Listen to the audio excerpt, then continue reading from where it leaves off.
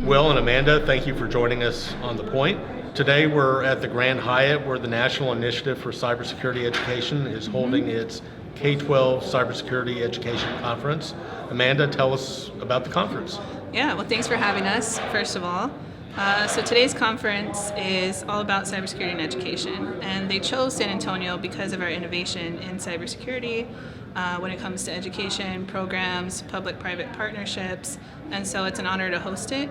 And so one of the things that we did this conference actually today was host the first ever Cyber Signing Day. And so what that was celebrating students in cybersecurity with the help of the San Antonio Spurs, with the help of the Coyote, with the help of the Spurs Hype Squad. So we kind of woke up a whole ballroom full of teachers, educators, curriculum developers who are not used to having a coyote run in with a drum into a ballroom. And so the whole point of that is to show, especially here in Texas, that competing is more than sports, right? So we need the competition in cybersecurity to continue and to have these students pursue careers in STEM. Amanda, you're Deputy Director, and Will, you're the Executive Director of Cybersecurity San Antonio. Tell us about the background of the organization and what you do. About 3 years ago, following the commissioning of a national study we did that looked at all of our competitor cities. On the defense side and the commercial side, we're like organizations as Cybersecurity San Antonio getting funding from the state, from the local community, from the private sector. How are they structured? How are they doing? The study came back and told us, and the opening line was, San Antonio, you're sitting on a gold mine. You just have not effectively mined the gold yet. And so that was what industry used to go to the mayor, the county judge, the chamber leadership at the time. And the ask was for one person, and ultimately it ended up being myself, but one person that could live in the chamber, be driven by the business community, and could build out a much bigger program. And so for the last 3 years, Amanda came on board, so thankfully, a year ago to round out our team to 2, manage an industry council that's about 250, 300 members large, that has largely brought together the entire ecosystem. And so it's a forcing mechanism every month for that group to get together, to share stories, to ensure what they're doing. And then our challenge has been, how do we actually layer in a structure that year to year tells us, are we doing good, are we growing as a community? And that has been a lot of our effort this year. But by and large, Cybersecurity San Antonio is kind of the holder of the brand, the external voice of that brand, and the internal forcing function for collaboration. Well, and we have a robust cybersecurity industry in San Antonio because we have some unique assets here, Right. and we have some unique talent, right? Absolutely. And those assets are? Yep. So on the higher education side, we have 5 centers for academic excellence. So what does that mean? So NSA and the Department of Homeland Security designate certain universities and 2-year colleges as being exemplary.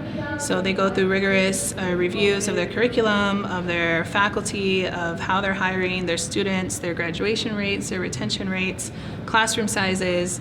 It's a long process. And so San Antonio has 5 centers of academic excellence. And so that's UTSA, Texas A&M, San Antonio College, St. Philip's College, and Our Lady of the Lake University. So that's the most of any city in the nation. And on top of those assets that we already have, the educational assets, the military assets, we have some new developments on the horizon. We've got the Center for Cybersecurity Collaboration at UTSA. We have some new developments at Port San Antonio.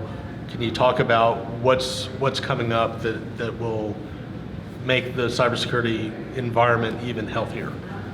Absolutely, and you mentioned the National Security Collaboration Center, UTSA's fairly recent announcement on what's happening at the port, and I mentioned Amanda and I's role from a brand standpoint. Those are huge impacts to the brand we're sending outside the market, largely to executives or political leadership or military leadership.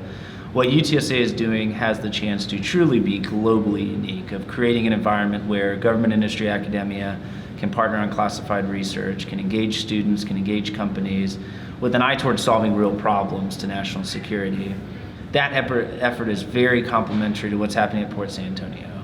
24th Air Force, when it stood up back in 2009 at the port, kind of changed the dynamics at what was former Kelly Air Force Base, from a aerospace, maintenance, repair and overhaul, logistics, transportation environment, to immediately a cyber, highly technical environment.